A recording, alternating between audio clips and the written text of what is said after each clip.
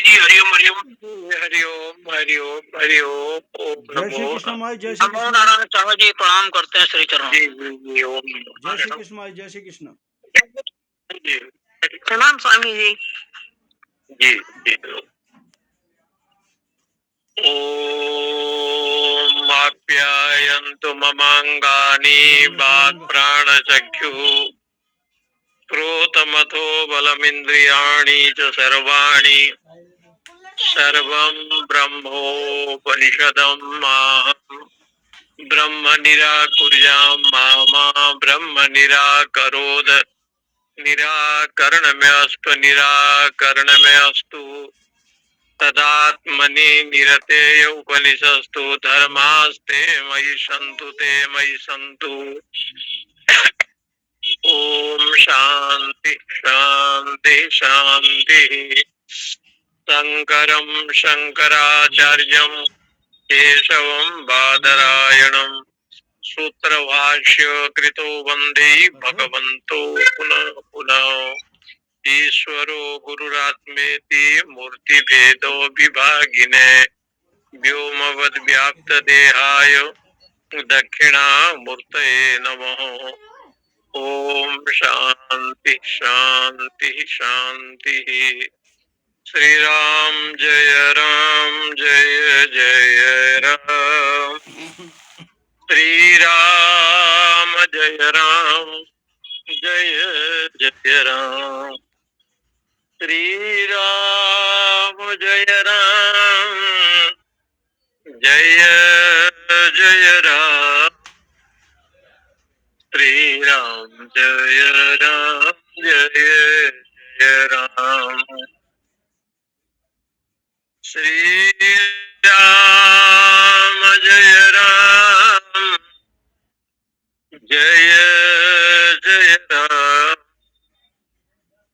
श्री राम जय जय राम। अस्य यदेकां शाखां जीवो जहाति अथ सा शुष्यति द्वितीयां जहाति अथ सा शुष्यति तृतीयां जहाति अथ सा शुष्यति सर्वं जहाति सर्वः शुष्यति। छांदोग्य उपनिषद 6वां अध्याय खंड 11वां का ये दूसरा मंत्र भाग है, जहाँ पर ये विचार है कि कल बताया था कि जैसे कि वृक्ष होते हैं, वृक्ष का मतलब होता है वृक्षनादिति वृक्ष, जो काटा जाए उसको वृक्ष कहते हैं। वो वृक्षु छेदने, व्याकरण में एक धातु है वो वृक्षु छेदने, उससे वृक्ष शब्द बनता है। अर्थ ये है कि अस्य सौम्य महतो वृक्षस्य ये मूले अभ्याहनात्, जैसे कोई इसके मूल में आघात करे तो वो जीवित तो रहता है लेकिन उससे रस स्राव होता है, उसका जो रस है वो गिरने लगता है। मध्य में आघात करे तब भी वो जीवित रहता है, बीज में आघात करे तब भी वो जीवित रहता है, क्योंकि रसस्राव तो होता है। इसी प्रकार से ये जो वृक्ष है यानी जीव आत्मा से ओतप्रोत है, आत्मा से अलग नहीं है। इसकी जो शाखा है जिसको ऊर्ध मूलम अधः शाखम अस्वस्थम प्राहुरव्ययम तन्नांसि यस्य पर्णानि यस्तम वेद सवेद विद। ये शरीर एक वृक्ष है, वृक्ष को जैसे काटा जाता है ऐसे समय आता है जब वृद्धावस्था हो जाता है तो मृत्यु यानी काल ये शरीर को काटने लगता है। कभी कभी एक अंग शिथिल हो जाए, हाथ न चले, कान न चले, आंख ठीक से दिखाई न पड़े, नाक काम न करे, उदर काम न करे, रोगाग्रस्त हो जाता है, तब भी वो जीवित रहता है क्योंकि उसके शरीर में चेतन है। ये जो चेतन की अभिव्यक्ति है जो जीव में, यही सिद्ध करता है कि सदैव सौम्यम इदम अग्रे आसीत, पहले सत ही था, उन्हें छोड़ करके अन्य कुछ भी नहीं है। सदैव सौम्यम इदम अग्रे आसीत एकमेवा अद्वितीय, वो एक है, उससे छोड़ करके दूसरा और कोई नहीं है। ऊर्ध मूलम, इसलिए इसका मूल ऊर्ध भाग की है। ऊर्ध शब्द से बताया वृक्ष का मूल नीचे होता है, लेकिन ये ऊर्ध मूल है। ऊर्ध शब्द का अर्थ होता है परमात्मा ही, सच्चिदानंद भगवान ही ऊर्ध है। वो सभी जगह पर व्याप्त है, विश्व में, तेजस में, प्राज्ञ में, जागृत में, स्वप्न में, सुषुप्ति में, सर्वत्र वो व्याप्त है। और सर्वत्र व्याप्त होने के कारण से वो ऊर्ध्व है। ऊर्ध्व का मतलब सबके आश्रय है। ऐसा जो ब्रह्म है वो सबका आश्रय है। सच्चिदानंद भगवान सबके आश्रय है और उन्हीं के आश्रय रूप ही ये जगत का, ये जो जगत बना है उनके आश्रय में है। इसलिए कहा कि वास्तविक में जो आश्रय है ऊर्ध मूलम अध शाखा, ये शाखा जो है नीचे की ओर आ रहा है अधोभाग की, उसी को ये कहते हैं कि जैसे वृक्ष में रसस्राव भी हो जाए, उसका अंग कट गया, कोई टहनी कट गया, कोई पेड़ का भाग कट गया, फिर भी वो जीवित रहता है। ये वृक्ष कोई दूसरा नहीं है, जीव को ही वृक्ष कहा। ये सब वृक्ष इदानीम जीवेन आत्मना अनुप्रभुतो अनुव्याप्त, ये जो जीव है ये आत्मा से अनुस्यूत है। अनुस्यूत माने ओतप्रोत है, इसका संबंध है, पूर्णतः वो व्याप्त है। और इसलिए वो चेतन से व्याप्त होने के कारण से देह का अवयव कुछ नाश हो गया या खंडित हो गया तब भी वो जीवित रहता है, क्योंकि वो जो जीव है वो आत्मा से ओतप्रोत है, अखंड चेतना से। इसलिए ये सिद्धांत बिल्कुल वास्तविक सत्य है कि सतमेव अग्रे आसीत, पहले सत स्वरूप सच्चिदानंद ब्रह्म पहले ही था, उसको छोड़ करके अन्य कोई नहीं है। अन्य यद एकाम शाखाम जीवो जहाती, इसलिए वृक्ष की एक शाखा जैसे नहीं रहा, वृक्ष की एक शाखा को किसी ने काट दिया या आंधी तूफान में गिर गया तब भी तो वृक्ष जीवित रहता है, वृक्ष मरता नहीं है। वो शाखा चले जाने पर वो सूख जाएगा, दूसरी की शाखा यदि चला गया तो फिर भी सूख जाती है, तीसरी को यदि छोड़ देता है तब भी सूख गया। इसका मतलब जो इंद्रियां, कान सुनाई नहीं दिया लेकिन कान के नहीं रहने पर भी तो प्राणी जीवित रहेगा। इसी प्रकार से आंख के नहीं रहने पर भी जीवित रहता है, इसी प्रकार से वाणी से बोल नहीं सकता है तब भी जीवित रहता है। इसका मतलब प्राण उपासना में ये बात सिद्ध किया, यो वै ज्येष्ठ स वै श्रेष्ठ। जो ज्येष्ठ है वो श्रेष्ठ है। जैसे पौराणिक कथा आती है कि भगवान को, कृष्ण को सत्यभामा, रुक्मिणी, अष्टपाट वत्सी, कालिंदी, जमुना, भद्रा, ये सबके बीच में भगवान खड़े हैं श्याम सुंदर, और वार्तालाप करते करते सत्यभामा जी ने देवर्षि नारद जी को, कृष्ण को बेच दिया। ये कथा आती है। कहा कि आप इसको लो,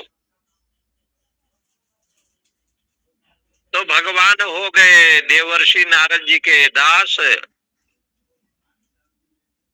भगवान ने देखा कि अब तो मैं इनका दास बन गया हूं, नारद जी का।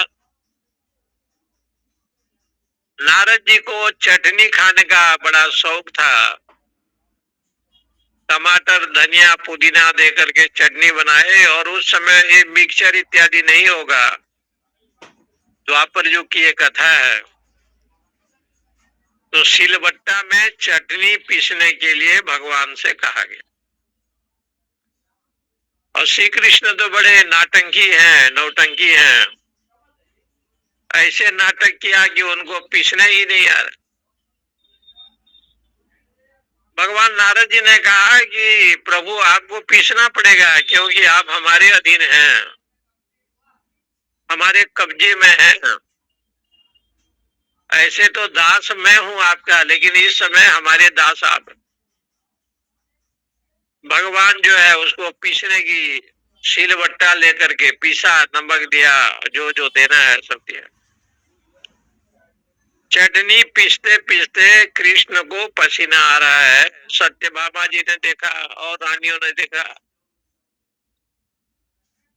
बड़े दुखी हो गए। तब एक योजना बनाया कि भगवान को तब हम छोड़ेंगे जो भगवान के बल के समान होगा।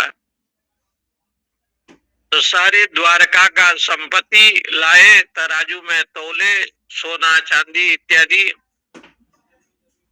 लेकिन वो अलंकार जो रत्न था वो तो हो गया छोटा, और कृष्ण हो गए बड़े।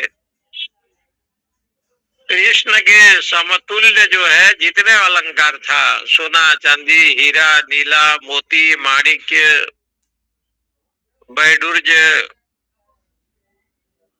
वो तराजू में तोलते तोलते ये लोग थक गए। लेकिन कृष्ण सबसे बड़े हो जाते थे, बलवान हो जाते थे, तराजू में समान भाव से नहीं आते। यानी कृष्ण का पलड़ा बहुत विशेष होता था। बड़े आश्चर्य में आगे अंतिम में भगवती महालक्ष्मी जो रुक्मिणी के रूप में विराजमान थी, उन्होंने कहा कि ये सबको हटाइए। देखा कि सामने तुलसी का वृक्ष है, तुलसी का पत्ता लेकर के विधिवत उनको प्रणाम करते हुए उस तराजू में रखा। और जैसे तुलसी का पत्र को तराजू में रखा तो कृष्ण भगवान तो हो गए छोटे, और तुलसी का पलड़ा हो गया भारी। तुलसी दल मात्रेण, ऐसे लिखा है। एक तुलसी के पत्ते से कृष्ण हो गए छोटे। तब भगवान नारद जी ने कहा कि देखो तुलसी की महिमा बड़ा आश्चर्य है। शालिग्राम जी के ऊपर, यानी भगवान विष्णु के ऊपर चढ़ता है, अब भगवान उसको ग्रहण करते हैं। इससे सिद्ध होता है कि भगवान से भक्त ही, अनन्य जो भक्त होते हैं वो सर्वश्रेष्ठ माने जाते। अनन्य चिंतयन्तो माम ये जना पर्युपासते तेषाम नित्याभियुक्तानाम योगक्षेम वहाम्यहम्। अनन्य रूप से मेरी जो उपासना करता है मैं उनका हो जाता हूँ। तुलसी दल मात्रेण, तुलसी दल, एक छोटी सी तुलसी के दल से भगवान वो जो है छोटे पड़ गए और तुलसी दल बड़ा हो गया। इससे सिद्ध होता है कि शरणागति में जब जीव जाता है और जब भगवान को सर्वस्व समर्पण कर देता है, यहाँ मेरा कुछ भी नहीं है, सब तुम्हारा है। भगवान ने कहा कि सब तो तेरा है। बोले ठाकुर हमारा कुछ नहीं है, तुम हमारे हो और हम तुम्हारे हैं। बस हमारे तुम्हारे में इतना ही संबंध है। मैं जीवात्मा हूँ और आप परमात्मा हैं। मैं नर हूँ, आप नारायण हैं। तुझ में मुझ में बस भेद यही, मैं नर हूँ तुम नारायण हो। मैं हूँ संसार के हाथों में, संसार तुम्हारे हाथों में। अब सौंप दिया इस जीवन को, सब भार तुम्हारे हाथों में है। जीत तुम्हारी हाथों में और हार तुम्हारे हाथों में। भजनानंदी महात्माओं ने भी भगवान को स्मरण किया। तुझ में मुझ में बस भेद यही, मैं नर हूँ और आप नारायण हैं। मैं जीव हूँ, आप ईश्वर हैं। मैं माया के अधीनस्थ हूँ और आप मायापति हैं। इतने तो अंतर है आप में और हम में। मैं जीव हूँ, अल्पज्ञ हूँ और आप सर्वज्ञ हैं। मतलब क्या है? भगवान बड़े प्रसन्न हो गए और छोटे बन गए। देवर्षि नारद जी का वचन था, सत्यभामा इत्यादि रानियों को भगवान को पुनः लौटाना पड़ा। इससे सिद्ध होता है ये कथा से, अनन्य भाव से जो साधक परमेश्वर में भक्ति भाव करता है, परमात्मा उसके अधीन हो जाते। तेषाम नित्याभियुक्तानाम योग क्षेम वहाम्य। हमें अपने लग रहे हैं, ये तो योग क्षेम का वहन मैं करता हूँ। उनके जितने योग क्षेम है, अप्राप्त वस्तु की प्राप्ति कराना योग है, उसको रक्षा करना क्षेम है। इसलिए योग क्षेम का मतलब यही, अप्राप्त वस्तु की प्राप्ति कराना योग है। संसार में भगवान अप्राप्त नहीं है, प्राप्त है। उसमें जो अज्ञान, अविद्या, माया, जो भी उसमें बाधा है, अड़चन है, रुकावट है, नाशयामी आत्म भावस्तु, ऐसे का तेषा मेवानुकंपार्थम कंपार्थम महम ज्ञानजम तमा नाशयामी आत्म भावस्तु ज्ञान दीपेन भास्वता। गीता जी में भगवान ने कहा, मैं अखंड चेतन आनंद स्वरूप में प्रकट हो जाता हूँ और ज्ञान दीपेन भास्वता, ज्ञान सूर्य बन करके प्रकाश को देता हूँ और अज्ञान के अंधकार को दूर करता हूँ। इसलिए ये मंत्र कहता है, जहाती अथ सा सुष्यति। आप सब देख रहे हो कौन लिख रहा है, कौन नहीं लिख रहा है, कौन आपके वृक्ष की एक शाखा को जब ये चैतन्य छोड़ दिया तो सूख जाएगा, दूसरे को छोड़ देता है तो वो भी सूख जाता है। सुष्यति, सूख जाता है। तृतीयाम जहाती, तीसरे को छोड़ दिया वो भी सूख गया। लेकिन वो वृक्ष तब तक जीवित रहता है जब तक वहां से चेतन बना रहता है। मीटिंग में कितने लोग आ जाएंगे? यदि वही जीव चेतन उसको भी छोड़ दे तो वृक्ष भी सूख जाता है, सारा वृक्ष सूख जाते हैं। इसी प्रकार से एक इंद्रिया को छोड़ दिया, कान सुनाई नहीं पड़ा, आंख को दिखाई नहीं पड़ा, पानी बोल नहीं पाया, हाथ पर चल नहीं पाए, कर्म नहीं कर पाए, फिर भी व्यक्ति जीवित रहता है।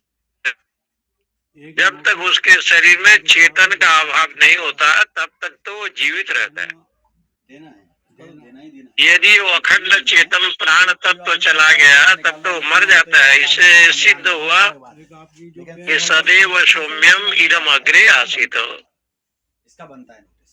वो सत जो है दूसरा कोई नहीं है, सत जो है केवल परमात्मा है। अखंड ब्रह्म ही सत्य है। इसलिए कहते हैं सर्वम जहाती।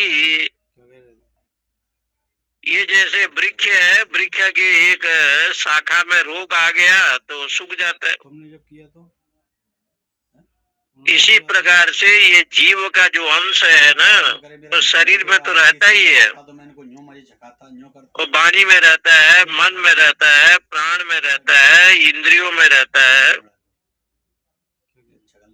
और प्राण से युक्त ये जीव रहता है। यदि चेतन छोड़ दिया तो पूरा वृक्ष ही नाश हो जाता है। वृक्ष माने शरीर। इस प्रकार से ये शरीर का नाश हो जाता है। जीवस्य सद्भावे लिंगम भवती। ये जीव और कोई दूसरा नहीं है, ये शरीर को वृक्ष बताया है। इसमें आत्मा रूपी जीवात्मा है, वही सद है और वो पूरा देह में व्याप्त है। पूरा शरीर में वो व्याप्त है।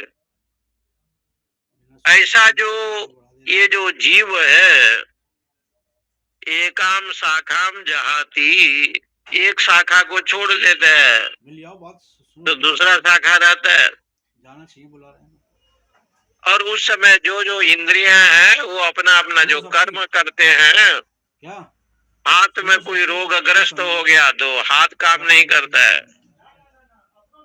पैर में कोई रोग आक्रांत हो गया तो पैर काम नहीं करता है, परंतु शरीर तो रहता है।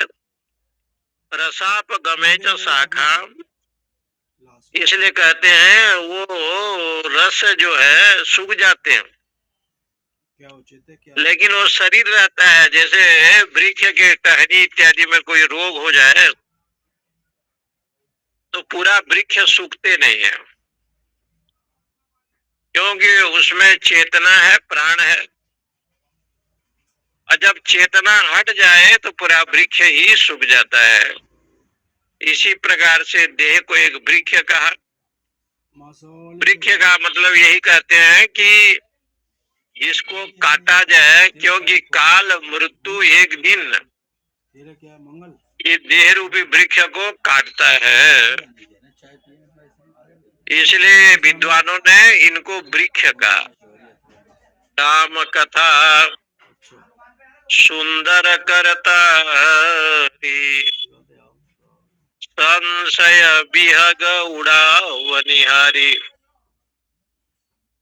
भगवान की कथा जो है बहुत दिव्य है। जगदीश क्या कह रहे हैं? एक वृक्ष है, वहां पर पक्षी बैठे हैं, तो पक्षी का नाम क्या है? संशय। संशय रूपी पक्षी वहां बैठा है। मैं ज्ञानी हूँ अथवा ज्ञानी हूँ, मैं रोगी हूँ अथवा भोगी हूँ, मैं जोगी हूँ अथवा तपस्वी हूँ। आप तो केवल चिदानंद रूप शिवोहम शिवोहम, यही है। आप चैतन्य स्वरूप हैं और आप चिदानंद रूप। न मैं मृत्यु शंका न मैं जाति भेद। भगवान शंकराचार्य ने कहा कि आप तो चिदानंद रूप शिव हैं, ऐसे सोचो और यही भाव रखो। और इसलिए आप अपने को सुखी दुखी रोगी भोगी भगवान की नीचे फोटो डाल दृढ़ निश्चय करें महामंत्री पद और यही भाव हमेशा रखें जो भगवान शंकराचार्य का है, ब्रह्म सत्यम जगन मिथ्या और जो जायसवाल जी के फोटो जीवो ब्रह्मेवना पर वो एक भी कहीं पे शेयर नहीं किया। श्लोकार्धेन प्रवक्ष्यामि यदुक्तम ग्रंथ कोटि भी। आधार श्लोक से मैं आधार श्लोक से मैं बताता हूँ कि ब्रह्म सत्य है, जगन मिथ्या है, जीवो ब्रह्मेवना पर, जीव और आत्मा में कोई भिन्नता नहीं है। श्लोकार्धेन प्रवक्ष्यामि यदुक्तम ग्रंथ कोटि भी। करोड़ों ग्रंथों में इसका प्रकाशन किया है, अनंत ग्रंथों में बताया। आदि शंकराचार्य का ये सिद्धांत बिल्कुल सत्य है। इसलिए कहते हैं चेतनावंत यदि वृक्ष है, जब तक चेतना है तब तक जो है वो रहता है। और ये नहीं है कि इस टावर में चेतना नहीं होता। बहुत लोग कहते हैं कि वृक्ष में चेतना नहीं होता। वो बौद्धों का मानना है कि जो पेड़ पौधे हैं, पत्थर है, उनमें चेतना नहीं होता, लेकिन हमारे वेदांत शास्त्र कहता है कि नहीं भाई, चेतना तो सर्वव्यापक है। पत्थर में यदि चेतना नहीं होगा तो बढ़ेगा कैसे। फोन आया भी दोबारा नहीं आया। काशी जी में एक शिवलिंग है, बहुत छोटा था और मुश्किल से वो 50 ग्राम होगा, इतना छोटा था। बढ़ते बढ़ते बढ़ते वो शिवलिंग इतना बढ़ गया कि कम से कम अभी नहीं होगा तो 5 क्विंटल वजन होगा उसका। वो बिल्कुल तिल जैसे था। उसको कहते हैं तिल भांडेश्वर महादेव। तिल भांडेश्वर महादेव ये बनारस में हरिश्चंद्र घाट के बगल में केदार खंड है, उसके सामने। वो महादेव जी को लोग, सब लोग दर्शन करने आते हैं। जो बनारस के लोग जो आते हैं, वो ये बहुत तिल जैसे था, बढ़ते बढ़ते घड़े जैसे हो गया। और आज के समय पर वो शंकर भगवान इतना बढ़ रहे हैं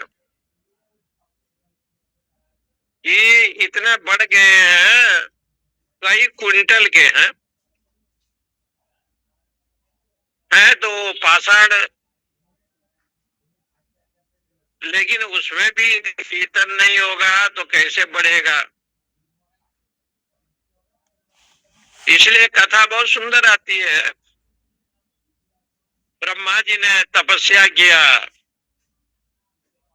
और ब्रह्मा जी के तपस्या से भगवान प्रसन्न हो गए। और जब वो प्रसन्न हो गए तो उनके आंखों से अश्रु आ गया, विष्णु के आंखों से पानी निकला। बड़े भक्ति भाव से उनके तपस्या को देख करके भगवान रो पड़े। उनका जो अश्रु बिंदु था, वो अश्रु बिंदु जहां गिरा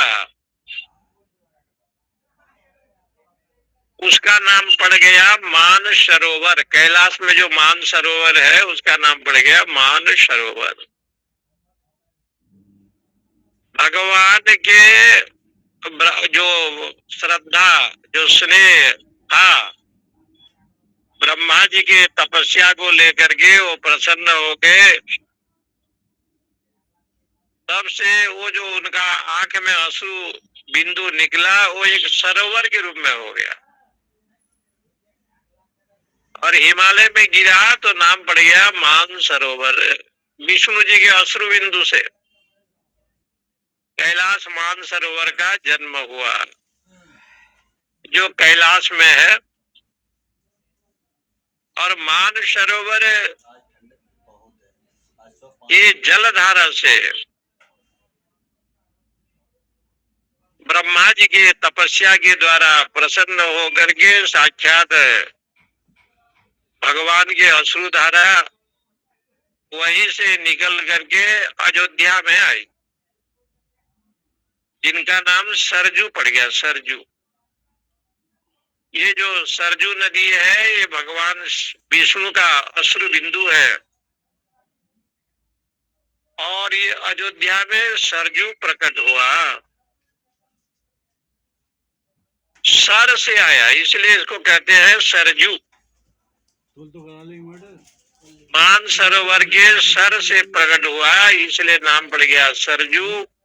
और यही सरजू अयोध्या में प्रागट्य हुआ भगवान को प्रसन्न करने के लिए। इसे देखो, कथा तो यही सिद्ध करते हैं कि कभी कभी जो ऋषि महर्षियों की जो तपस्या है, वो तपस्या के द्वारा वो लोग साक्षात सत्य स्वरूप ब्रह्म का प्रागट्य किया, दर्शन किया, और उनके दर्शन से, साक्षात्कार से ये ग्रंथ आदि का निर्माण हुआ। लेकिन बुद्ध लोग कहते हैं कि तुम जो कहते हो स्थावर चेतना युक्त होते हैं, पत्थर को भी चेतना युक्त जो तुम कहते हो भैया, उसमें चेतना नहीं होता, वो तो चेतना शून्य होते हैं, ऐसे बौद्ध लोग मानते हैं। लेकिन वेदांत कहता है कि कण कण में, घट घट में सर्वव्यापक परमात्मा है। पत्थर में भी चेतना है, वृक्ष में भी चेतना है। वृंदावन के उड़िया बाबा जी महाराज जी थे, उनको लोगों ने कहा महाराज आप इतना गिरिराज गोवर्धन की बखान करते हैं, वहां तो चेतना है ही नहीं। तो उड़िया बाबा महाराज जी ने सोचा कि ये लोग तो कह रहे हैं, तो जाकर के वो श्रद्धालु से कहा कि जाओ गिरिराज को देखो, दो पत्थर को घर्षण करना। तो गया, दो पत्थर को आपस में जब ठोकर लगाया, दो पत्थर को मारा, तो कहते हैं पत्थर के अंदर से रक्त उसको दिखाई पड़ा, रक्त निकला। रक्त को देख करके आश्चर्य हो गया कि गिरिराज गोवर्धन, गिरिराज साक्षात भगवान का दिव्य स्वरूप है, चिन्मय मूर्ति है, और चिन्मय है। आज भी आप शालिग्राम को देखो तो एक चक्र वाला सुदर्शन चक्र है, दो चक्र, तीन चक्र, दशावतार, कच्छ, बरा, विष्णु, ये सब वर्णन है। इसलिए तिरुपति बालाजी ये जो भगवान है, इतना ये प्रसिद्ध क्यों है? तिरुपति बालाजी, ऐसे तो सब भगवान प्रसिद्ध हैं, लेकिन तिरुपति बालाजी की जो महिमा है वो, उसकी महिमा एक अद्भुत है। श्री जगन्नाथ पुरी में, उड़ीसा में जो भगवान जगन्नाथ, बलदेव, सुभद्रा बैठे हैं, उनके नीचे, जिसको उधर के लोग रत्न गृह कहते हैं, जहां वो विराजमान है, उनके नीचे कैलाश शालिग्राम जो है रखा गया है, और उसके ऊपर स्वर्ण वेदी बना करके तीनों ठाकुर विराजमान होते हैं। तो इससे ये सिद्ध होता है कि भाई सर्वव्यापक जो है परमेश्वर है। बौद्ध लोग कहते हैं पेड़ में भगवान नहीं है, चेतन नहीं है, बिना चेतन के वृक्ष नहीं होते। ऐसे शंका जो बौद्ध लोग करते हैं और वैशेषिक दर्शन करता है, तो उसको वेदांती कहता है तुम्हारा शंका बेकार है, सारहीन है। बौद्ध कणाद मतम अचेतना स्थावरा इति एतद असारम इति दर्शितम भवति। जो बौद्ध लोग शून्यवादी हैं, क्षणिकवादी हैं, चार्वाक इत्यादि जो हुए हैं, उनका कहना, जैसे वेदांत कहता है पंचभूत से शरीर बना, पृथ्वी, जल, तेज, वायु, आकाश है। चार भाग लोग कहते हैं पांच भूतों से नहीं बना, चार भूतों से बना है। चारवाक का मतलब है चारु भक्ति इति चारवाक। जो थोड़ा मीठा मीठा बोले ना उसको कहते हैं चारवाक। बहुत मीठा आप बोलते हैं, केवल बोलने में मीठा है, इसलिए इसका नाम पड़ गया चारु भक्ति इति चारवाक। और चारवाक नाम से एक आचार्य हुआ जिनका नाम है बृहस्पति। देव गुरु बृहस्पति नहीं है, चारवाक का एक आचार्य है बृहस्पति। बृहस्पति उसका नाम था। उसने जब चारवाक दर्शन को लिखा तो बहुत मीठा मीठा शब्द का प्रयोग किया, चारु भक्ति चारवाक। इसलिए वो कहते हैं यावत जीवम सुखम जीवेत ऋणम कृत्वा घृतम पीवे भस्मी भूतस्य देहस्य पुनरागमन कुतः। वो लोग कहते हैं कि यावत जीवम सुखम जीवेत, जब तक तुम जीवित हो सुख पूर्वक रहो, ऋणम कृत्वा घृतम पीवेत, उधारी करके घी पान करे, भस्मी भूतस्य देहस्य, शरीर यदि चला गया तो पुनः आएगा। ये जो हिंदू लोग कहते हैं परलोक है, पुनर्जन्म है, ये सब मिथ्या है। पुनरागमन कोई तो आता नहीं, न दादा न परदादा न चाचा न चाची। पुनरागमन कुतः, और फिर वो लोग आ जावे, ये संभव नहीं है। ऐसे जो लोग कहते हैं वो मिथ्या प्रलाप करते हैं। चारवाक का ये सिद्धांत है। उसी के अनुसार बौद्ध लोग कहते हैं कि सब शून्य है, इसलिए स्थावर में चेतना जो आप मानते हो वो व्यर्थ है। स्थावर चेतना शून्य होते हैं। ये बौद्धों का सिद्धांत को वैशेषिक दर्शन भी ऐसे कहते हैं। तो वेदांत कहता है भाई इति एतद असारम इति दर्शितम भवते। ये तुम उचित नहीं कह रहे हो, अनुचित है। जो अखंड ब्रह्म व्यापक है वो सर्वव्यापक है, उसकी सत्ता सर्वव्यापक है।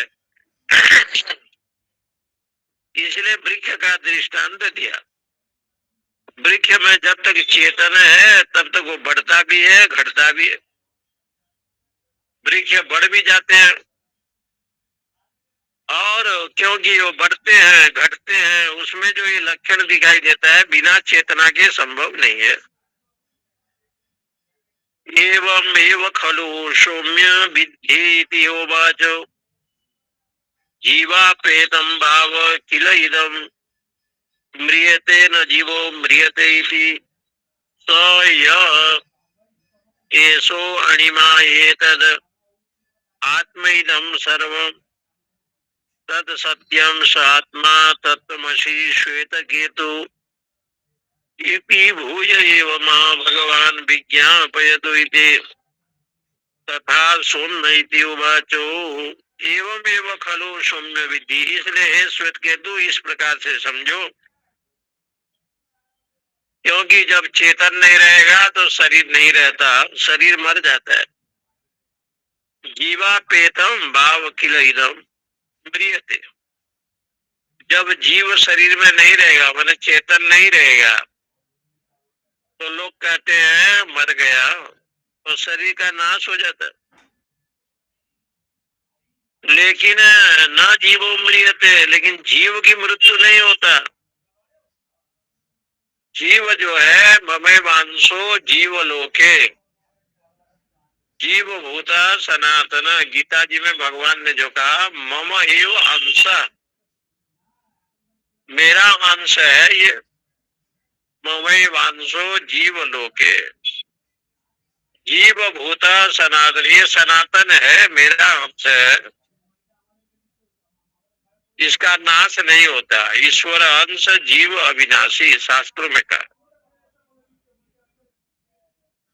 इसलिए ये अलग है कि तुलसीदास जी महाराज ने उसका प्रतिपादन एक और अन्य भाव से किया है। परवश जीव स्वबस भगवंता, ये जीव जो है ना पराधीन है, परवश है, और भगवान स्वतंत्र है। एक भाव जो है ना गोस्वामी जी ने और दिया, और तीसरा भाव ऐसे दिया कि उभय बीच सीय सोहती कैसे, ब्रह्म जीव बीच माया जैसे। तीसरा भाव ये दिया कि जैसे राम जी सीता जी लखन जी जा रहे हैं तो राम तो आगे हैं, जानकी जी मध्य भाग में है और लखन लाल जी पीछे हैं।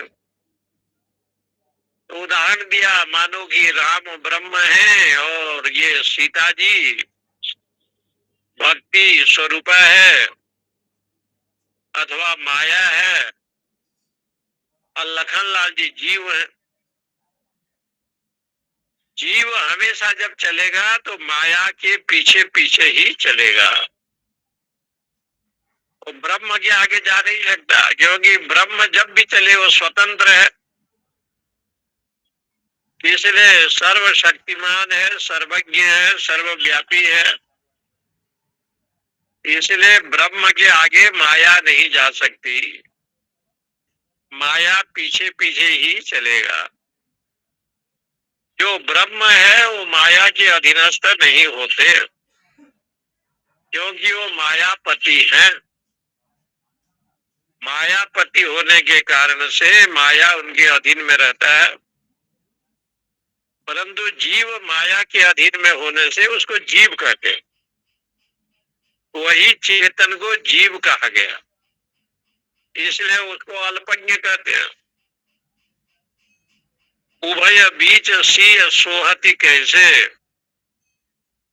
ब्रह्म जीव बीच माया जैसे। ये उदाहरण गोस्वामी जी ने लिखा। परवश जीव स्ववश भगवंता, ये एक सिद्धांत बताया। ईश्वर अंश जीव अविनाशी, चेतन अमल सहज सुख राशि। एक सिद्धांत वही निरूपण किया कि आप चेतन है, अमल है, मल से रहित है, सहज है, बड़े सरल है, सुख राशि, सुखों के भंडार। परंतु ईश्वर के अंश है, इसलिए जीव है, परंतु अविनाशी है। ईश्वर अंश जीव अविनाशी, चेतन अमल सहज सुख राशि। जीव अनेक हैं और श्रीकांत एक है, ऐसे कहा। परवश जीव स्ववश भगवंता, जीव अनेक एक श्रीकांता। जीव को अनेक समझो, जैसे चंद्रमा एक है और घड़े में चंद्रमा दिखाई देता है, जल में दिखाई देता है, लेकिन चंद्रमा तो एक है, प्रतिबिंब के अनुसार भिन्न भिन्न है। ऐसे परमेश्वर तो एक है, लेकिन भिन्न भिन्न उपाधि को लेकर के भिन्न रूप में दिखाई पड़ता है। न जीवो म्रियते, इसलिए जीव मरता नहीं। इति सच एसो अणिमा एतद आत्मम इदम सर्वम। इसलिए ये जो अणिमा है, जो ब्रह्म है, अणिमा मन अत्यंत अणु है, एतद आत्मा इदम सर्वम, सब कुछ आत्मा है, ये आत्मा रूपी है, यही सत्य है। तत् सत्यम स आत्मा तत्वमसि। इसलिए हे श्वेत केशु, तू वही है, तत्वमसि, वही तू है, माने आत्मा है। तत्वम असि, वही तू है। अपने को सुखी दुखी रोगी भोगी अपने को इस भाव में मत समझो, ना हम करता, मैं करता नहीं। इसलिए भगवान शंकराचार्य का एक शिष्य था जिनका नाम है त्रोटकाचार्य। उनको कुछ आता नहीं था, तो ये भगवान शंकराचार्य के शिष्य लोग वेदांत पढ़ते थे। उसमें सुरेश्वराचार्य, पद्मपादाचार्य, हस्तामलगाचार्य, एक त्रोटकाचार्य, वो सेवा करते थे। शंकराचार्य का सेवा करते थे, उनके कपड़े को धोते थे, और भी जो सेवा था सब सेवा करते। लेकिन भगवान शंकराचार्य जब तक वो नहीं आते थे, वेदांत का स्वाध्याय नहीं कराते थे। ब्रह्म सूत्र पढ़ाना हो, गीता पढ़ाना हो, उपनिषद का पाठ पढ़ाना है, तो शंकराचार्य उनको जब आने देते थे तब वो पढ़ाते थे। एक दिन उनके शिष्यों ने कहा है कि गुरुजी ये तो अच्छा नहीं है, हम लोग पहले आ जाते हैं और वो हमेशा लेट में आता है, हम लोग को आप पढ़ाइए। तो भगवत पाद ने कहा नहीं, वो जब तक नहीं आएगा तब तक हम नहीं पढ़ाएंगे। एक दिन सब बड़े नाराज हो गए। गुरु जी का ये द्वैत भाव है, भेद बुद्धि है। आदि शंकराचार्य ने शिष्य के ऊपर हाथ रखा। जैसे उनका आशीर्वाद मिला गुरु का, तो चारों वेद, षड्दर्शन, सारे वेदांत ग्रंथ उसको उपस्थित होने लगे। विदिताखिल शास्त्र सुधा जलधे, महितोपनिषद कथितार्थ निधे, हृदय कलये विमलम शरणम, भव शंकर देशिक में शरणम। अद्भुत भाव से स्तुति किया। विदिता अखिल शास्त्र सुधा जलधे, ये अगाध समुद्र जो वेदांत है, शास्त्र है, महितोपनिषद कथितार्थ, तो जितना उपनिषद की वाणी है, आपने जो कहा है, जो वेद में कहा गया है, आपकी कृपा से सब मुझे प्राप्त हो रहा है। मैं जान लिया, विदिता अखिल शास्त्र, संपूर्ण शास्त्र को जान लिया। हृदय कलय विमलम शरणम, मेरे हृदय में जो कलमश भाव था वो नाश हो गया। भव शंकर देशिक में शरणम, हे शंकर आपके चरणों में मेरा शरणागति हो, प्रणाम हो। बहुत श्लोक है उसमें, ये टोटक छंद कहते हैं और बहुत सुंदर भाव से लिखा है। विदिता अखिल शास्त्र सुधा जलधे, इसके ऊपर बहुत है, बड़े बड़े ज्ञानी जनों ने, विद्वानों ने, उन्होंने ग्रंथ बना लिया। तो देखो, सेवा का फल ये रहा कि उसको सारे शास्त्र आ गए और भगवान ने आशीर्वाद दिया। तो ये यहाँ पर यही शब्द है, अणिमा एतद आत्म इदम सर्वम, ये आत्मा को तुमको जानना चाहिए, लेकिन अणिमा है। अणिमा का मतलब सूक्ष्म है। तत्सर्वम तत्त्वमसि, इसलिए हे केतु भली भांति इसको जानना चाहिए। यहाँ पर इस बात को ये सिद्ध करते हैं, शरीर तो मर जाता है लेकिन जीवात्मा का मृत्यु नहीं होता। जीव चैतन्य है। आरुणि महर्षि ने इस प्रकार से कहा कि जीव का मृत्यु नहीं होता है, लेकिन तो कहते हैं कि वो जीव का मृत्यु नहीं होता, लेकिन वो पूर्व जन्म में जो कर्म किया है, तो उस समय तो उसको ये बोध होता है ना, अग्निहोत्रादि नाम च वैदिका नाम कर्माणाम अर्चयंत जीवो म्रियते इति। इसलिए वो जो जीव सनातन भी है, लेकिन कर्मानुसार जो फल उसको मिलता है उसमें सुख दुख का अनुभव तो उसको होता है, क्योंकि लोग अग्निहोत्रादि वैदिक कर्म को भी करते हैं। और वहां पर लोग कहते हैं कि भाई जब करते हैं तो जीव की मृत्यु तो होता नहीं, तो इसका मतलब ये नहीं है कि जीव तो असंग है, शास्त्र में कहा।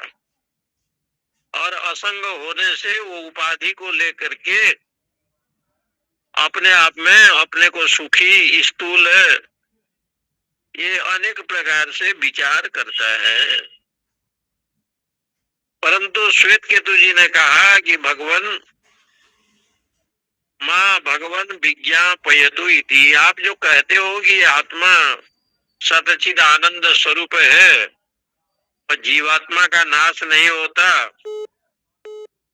सा भगवान विज्ञापयतु इति तथा सौम्य इति होवाच। कहा ये समझ में नहीं आया, इसलिए आप कृपा करके पुनः जो है समझाने की चेष्टा करें। ये है जिज्ञासा, ज्ञातुम इच्छा जिज्ञासा। यहाँ छांदोग्य उपनिषद में